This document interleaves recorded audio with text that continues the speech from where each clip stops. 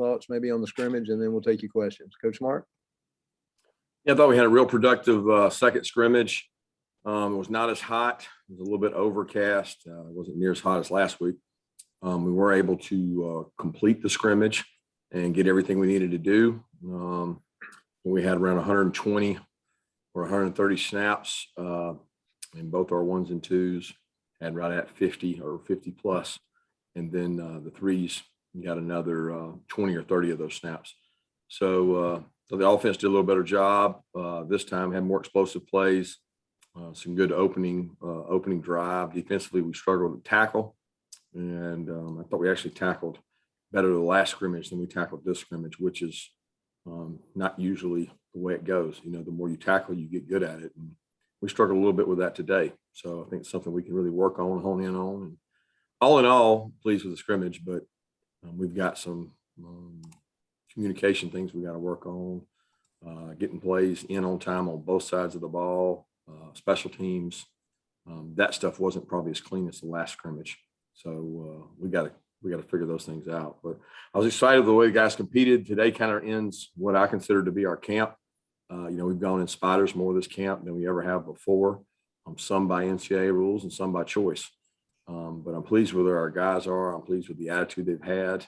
And we're going to take a day off tomorrow and some of Monday and get back to work Tuesday. All right, let's get some questions. Let's go to Jake Rowe, and then we'll go to Anthony Dasher. Kirby, how would you say that things are shaking out at the star position with, you know, injury wise? I mean, I know Tyke's, you know, banged up there. Who's working there besides Latavius? Brenny's working there. We've got linebackers working there. We've got a couple other DBs working there. So I feel really good about the play of Brenny from the bowl game. You know, Brenny's played that his whole entire career since he's been here. Poole's played a lot of that, and we've got several guys working there. Hey, Coach, this may be a better question. I don't know until after the first game, but with the two scrimmages in the book, how much of what the team's offensive identity will be are you able to gauge right now? Yeah, I think it's some of that's dictated by who the defense is, right? Like we want to dictate to the defense what we do, but at the same time, some of what they do matters. You know, if they, you know, every defense we play will be different. There'll be 3 down fronts, 4 down fronts. There'll be big, small, experience in this level, experience on that level. We want to take advantage of what they give us. So I don't know that we can identify what we want to work on, but we're just trying to figure out who the best football players are, not the guy that knows the signal the best and can go execute. We're trying to figure out who the best football players are, and that's been our intent in two scrimmages, is not to go out and trick the defense. We're going out to play fundamental football, and now it'll become a little more scheme, because we got to figure out exactly what each guy can do and what he does well and who we want to become. Okay, let's go to Chip Towers and then to Mark Weiser. Yeah, Kirby, I wanted to ask you specifically about Lewis Cine. He just seems like a really interesting guy. He's personable guy. When we watch him, we also see him knock other guys out and knock himself out sometimes playing safety. You're an old safety. Can you give us a little background on finding Lewis in Texas? And he seems like he's been a pretty solid part of that secondary since he showed up. Yeah, Lewis is a special talent. He has extremely good speed. He has extremely good toughness. He's got good ball skills. He's got size. I mean, when you design a safety, I mean, he's got all the qualities when it comes to it. And he's really been a student of the game. You know, he came in as a raw talent that had played, you know, up in Boston in his high school, and then moved to Texas and bounced around. And, you know, he never really learned a scheme where he learned how to play the position. And he's really grown at that. He's playing multiple positions now for us, free, strong, and playing the money position. So he's been able to do a lot of different things athletically, and he's tough and he's fast. And he is an interesting kid because his motivation is his daughter, his family, his father, his mom. And he spent a lot of time outside of football working on his career. He's been very adamant to me that his career after football and making sure that he's good and making smart investments when he does make money, that's more important to him than anything. And he's done a lot of internships to kind of better himself. Appreciate that. Kirby, can you update us on John Fitzpatrick, Reed Gilbert, Don Blaylock in terms of how they're doing? And then piggybacking off that, how do you feel about your team 2 weeks away from the opener in terms of players that could be available for a tough matchup? Yeah, we're hopeful to get all those guys back soon. So that's the plan. Really, on all the guys that are injured. I mean, we don't have a injury that there's guys out for a long amount of time. We're hopeful to get all those guys back. I mean, every one of them is day to day, and some of the ones you mentioned can practice now and are practicing.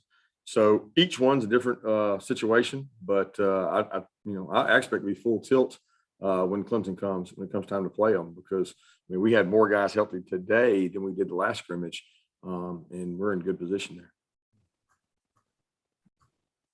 Okay, let's go to Dean Legge and then Seth Emerson. Kirby, at the offensive line, where are y'all with that? And at what stage do you need to start settling into the 5 that you're going to go with? We've really settled into the 5 that are repping with the ones. We just rotate to get depth and rotate guys around. There's still good competition going on at tackle. It's good competition going on at center when Warren's been healthy to practice since his return from the injury. So he's been able to practice some and do some things. And then Schaefer and Tate have been primary at guard, but we've shuffled some guys around at guard to get different guys in there. So, I mean, I feel good about our depth at our offensive line. And, you know, we still got time to determine who the starting 5 will be in terms of the tackles. But it's not like we're out there doing musical chairs. I mean, they play 20 plays one way, and then they might play another 20 another way just to get the best guys on the field. Kirby, I guess as we go around the field, at cornerback, I guess Darian was back today. How are things looking there? Competition with Amir and how's Keeley coming along and anybody else coming along in that competition? Yeah, Jalen Kimber, Kamari Lassiter have done a really good job.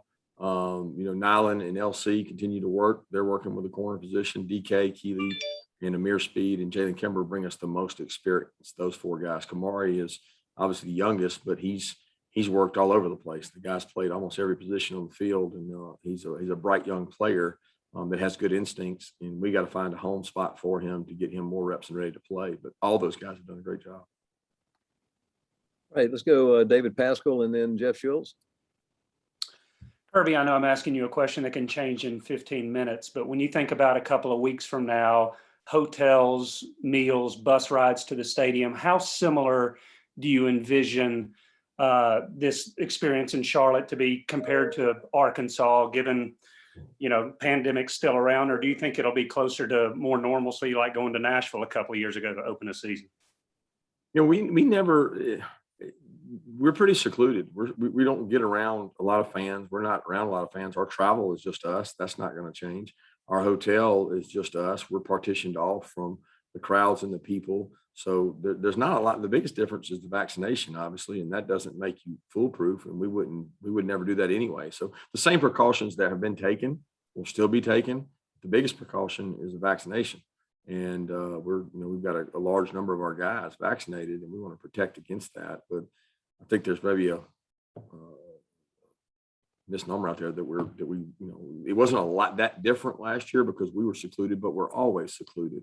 So that's going to be the case when we travel, and that's going to be the case when we're at the hotels.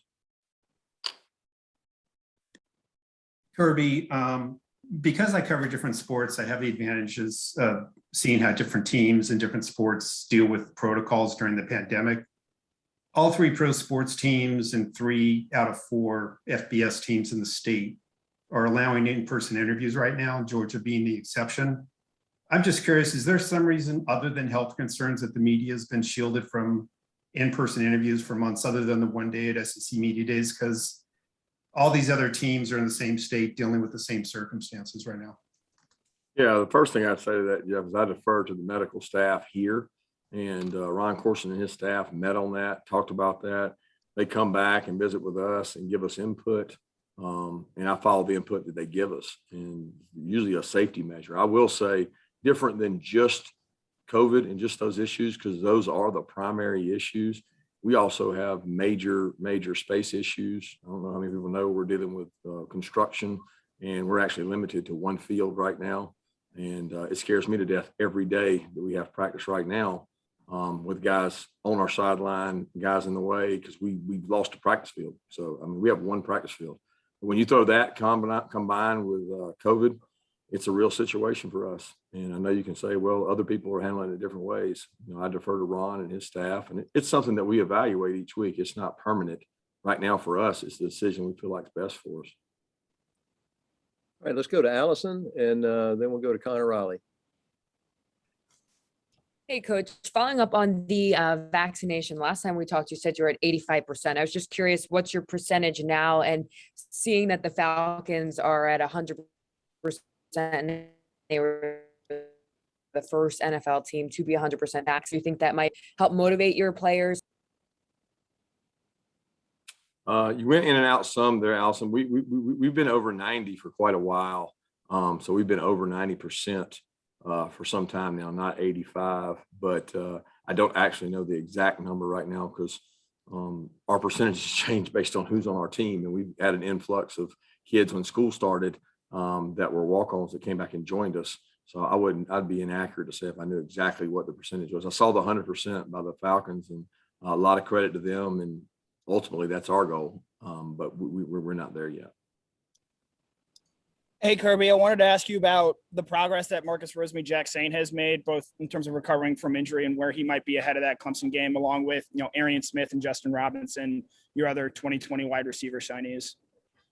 Yeah, each one of those guys has had a, competitive, tough physical camp. Each one has a different skill set. So Marcus Rosemy-Jacksain is a tough contested catch guy. He works so hard day in and day out and gives you everything he's got. He's a really good special teams player. Justin has taken on a little bit more ownership in terms of, I'm going to be able to help this team and have a role in this team, whether it's special teams, as a wide receiver and doing other things. And he's getting better. And then Arian, coming from track, he missed some of the summer workouts and we had to shut him down and not do everything. He's bounced back. He's been battling a couple injuries here the last couple of weeks. He's had some turf and toe injuries, a toenail that got stepped on. It was just bad, really bad, but he's missed a little time. But they all three have a different skill set, and they all three are competitors, and they continue to grow, and they're in that receiver rotation. All right, let's go see if Emily has a question, and then Mike Griffith.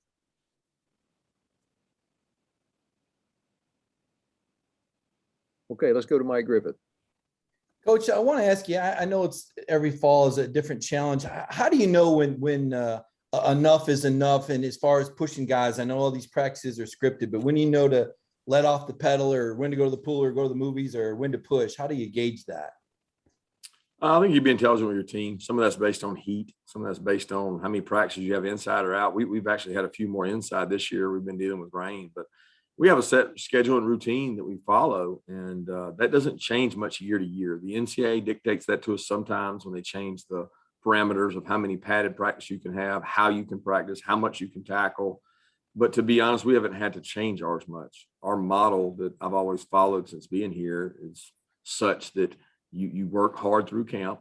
You take a couple of days off after camp. That gives the coaches a chance to regroup, recenter. The players get to recover.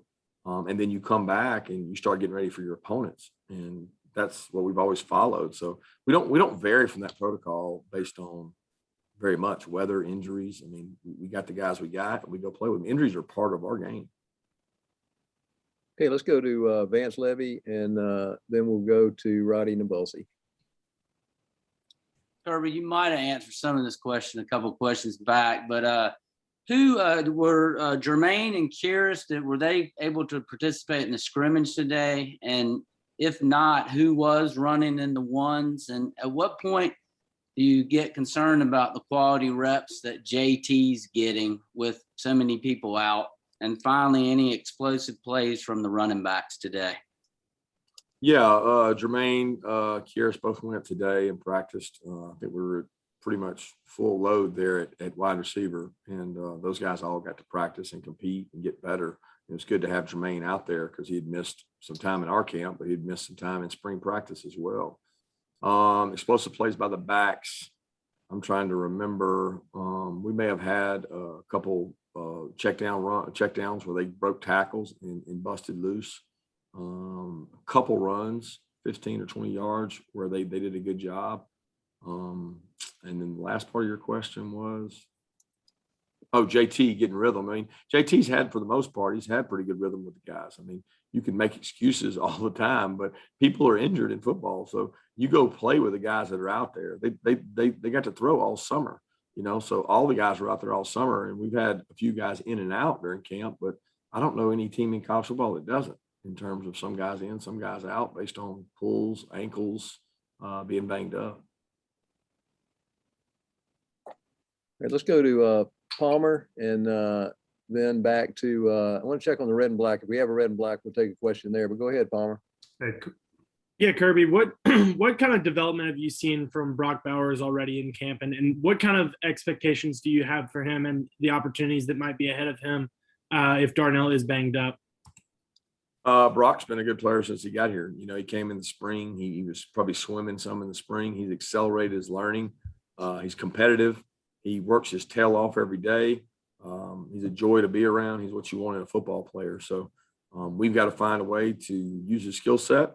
And he has no expectations from me. My expectations for him are to go out and lay it on the line and compete every day. And he does that. So I think Brock's going to be a really good football player. We're certainly happy to have him and his family as part of our family.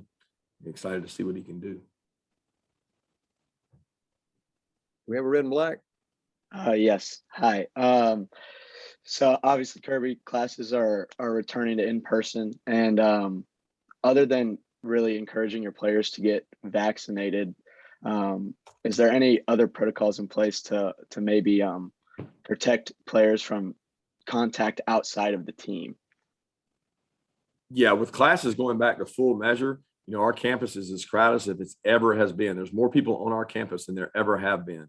So the efficiency for our players in terms of getting to class, being on buses, interacting with a student population that may not be same vaccination rate that our team is, it's a concern. It worries me because our guys are exposed to that. So we're trying to do everything we can to not expose them to any greater risk and allowing them to go to class, because they have to go to class. We can't put every kid on our team in online classes and do those things. So we're trying to minimize those risks as much as we can and educate our players and try to stay healthy when it comes to COVID.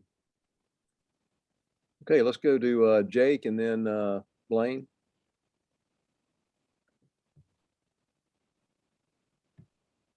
Jake, you there?